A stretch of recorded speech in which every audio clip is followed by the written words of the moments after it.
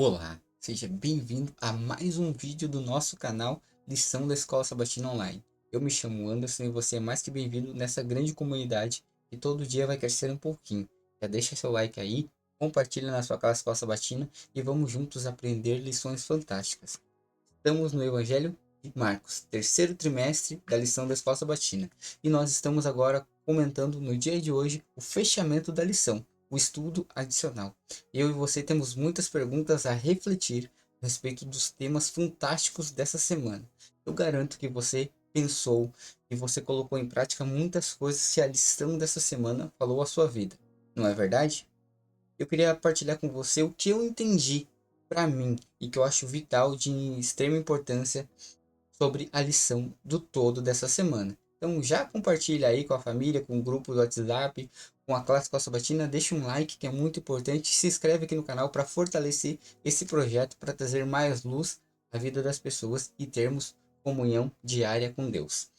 Bom, a lição ela é bem enfática aqui e na parte do estudo adicional eu gostei muito que diz assim, ó, quantas vezes no nosso trabalho para Cristo, a nossa comunhão uns para com os outros são manchadas pelo desejo oculto de exaltar o próprio eu. Com facilidade se manifesta o pensamento de exaltar a si mesmo e o desejo à aprovação humana. Eu gostei muito desse parágrafo, eu destaquei ele por quê? Porque é exatamente o contexto da lição dessa semana. Ela mostrou para mim e para você o que? Dois grupos distintos. Tinha o grupo dos discípulos que estavam sendo formados, eles estavam sendo amadurecidos, estavam sendo lapidados por Cristo para uma grande missão ao qual eles não entendiam. E eles precisavam ter essa orientação e Jesus estava mudando e ajustando as coisas para que eles pudessem estar adequados ao que eles iriam fazer. Em contrapartida, havia pessoas mais experientes, doutores da lei, sábios, pessoas respeitadas, os fariseus, os líderes daquela época, que tinham um estilo de vida que não aceitavam as mudanças facilmente e principalmente tentavam combater as novas mudanças que Cristo estava fazendo, mas não eram novas, na verdade ele estava ajustando o que estava errado há muito tempo. Era uma vida de aparência, era uma vida de estética, era uma vida em que eles falavam que os outros deviam fazer, mas eles não faziam. Você se lembra muitas vezes que Jesus se embatia com eles, o chamando de raça de víboras, e no sentido assim de que eles eram rápidos em implantar armadilhas, em cercar os outros, em acusar, em promover isso, promover aquilo, mas nas suas vidas, dentro de si, não havia mudança nenhuma, eram vazios e sem a essência do verdadeiro cristão. Muito conteúdo e pouca prática. E eu acho que isso vem a calhar na nossa vida espiritual, a nossa grande batalha, meus amigos. O Espírito de Profecia já diz, aqui em White, deixa bem claro no Desejar de todas as nações, é o que? A nossa luta contra o nosso eu, contra o nosso ser pecaminoso, contra os nossos egoísmos, contra a nossa forma de ser. Nós temos que todo dia nos quebrar um pouco. Eu e você precisamos entender que não é porque aceitamos a Jesus, meu irmão ou minha irmã, que a batalha está ganha. A gente tem que se quebrar todo dia um pouquinho. A gente tem que todo dia tentar melhorar um pouco mais, tem que ser melhor do que ontem, um pouco melhor hoje, melhor amanhã, porque isso é o desenvolvimento da vida cristã. A vida cristã é crescimento, não adianta. A gente não pode olhar para trás e dizer, não, cheguei no meu ponto. Aqui estou no auge, não é assim. O inimigo sempre está à espreita. E o nosso maior perdão, dizendo, somos nós mesmos, porque nós nos conhecemos e a gente sabe as coisas em oculto e escondido a qual nós apreciamos e guardamos para nós. Mas deixa eu recapitular com você rapidamente para você entender as perguntas que eu achei fundamental que a lição traz luz para que eu e você possamos refletir. E eu acho que se a gente não falar sobre elas, a gente não vai poder ter um fechamento completo da lição para a gente entender. Olha só, a primeira pergunta: quais práticas cristãs ajudam a manter o coração puro? Comunhão, oração, leitura da palavra de Deus, uma vida de oração e buscando mais coisas eternas do que coisas humanas. A gente vai precisar uma hora ou outra entender que não dá para fazer concessão com as coisas de Deus. Não dá para servir a dois senhores. Então, uma vida mais com Deus é uma vida mais consagrada. Uma vida nos prazeres do mundo é uma vida mais afastada de Deus. O que você pode fazer para atrair os incrédulos da comunidade para o evangelho?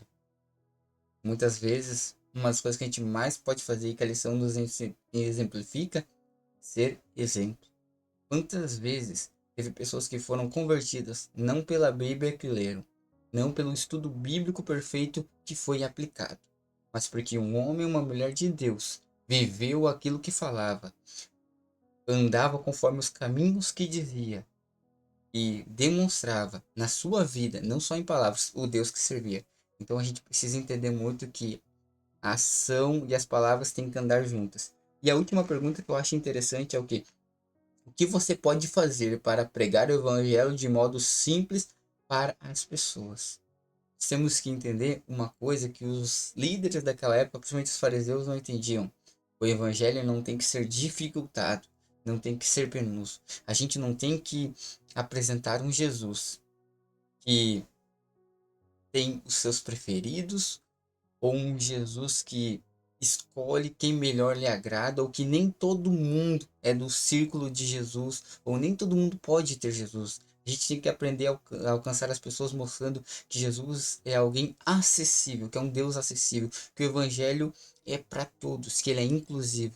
Não separa, não faz distinção, mas principalmente a gente tem que entender que a gente tem que trazer o Deus da Bíblia, das páginas, o Deus do Novo e do Antigo Testamento de uma forma que se aplique à vida das pessoas. Um resumo que eu posso dizer: como você, se Jesus estivesse no seu lugar, ou se você estivesse com Jesus como discípulo, como você aplicaria diariamente os ensinos de Jesus, a convivência e as palavras para evangelizar as pessoas no seu dia a dia? Como a gente enfatizou essa semana na lição, eu e você talvez sejamos a única Bíblia que alguém vai ler. Então, estar junto, viver o Evangelho e plantar e deixar sementes ao redor do caminho ali e exemplo nas ações, estando junto com as pessoas, isso fala mais alto. Abre portas e permite oportunidades. Para finalizar, meu amigo e minha amiga, só queria dizer uma coisa para você. Eu acho que essa lição de dentro para fora de número 6 que a gente estudou ao longo dessa semana, ela só enfatiza uma coisa: que a verdadeira conversão ela não é da parte externa, mas é interna, de dentro para fora. Nós precisamos fazer ao final dessa lição uma autoavaliação. Eu tenho sido o cristão que Deus espera que eu seja? Eu ainda preciso mudar muito como anda a minha vida espiritual. Eu vou ser pego nos mesmos erros a qual Jesus acusou os outros? Ou eu ainda entendo, ou ainda dá tempo, ou eu estou preparado para mudança que vai fazer um divisor de águas no meu antes e depois? Porque lembre-se, aceitar Jesus ou ser batizado na igreja, isso não garante a eternidade. O que garante a vida eterna é uma vida com Cristo. Que Deus te abençoe. Vamos orar então? Senhor Deus, Pai querido, Pai amado, graças te damos pelo conteúdo que finalizamos essa semana.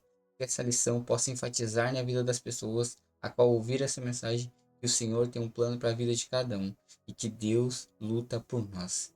Abençoa-nos, cuida-nos e esteja conosco hoje e sempre, por Jesus. Amém. Obrigado pelo estudo da lição dessa semana. Semana que vem tem mais uma super lição. Até a próxima.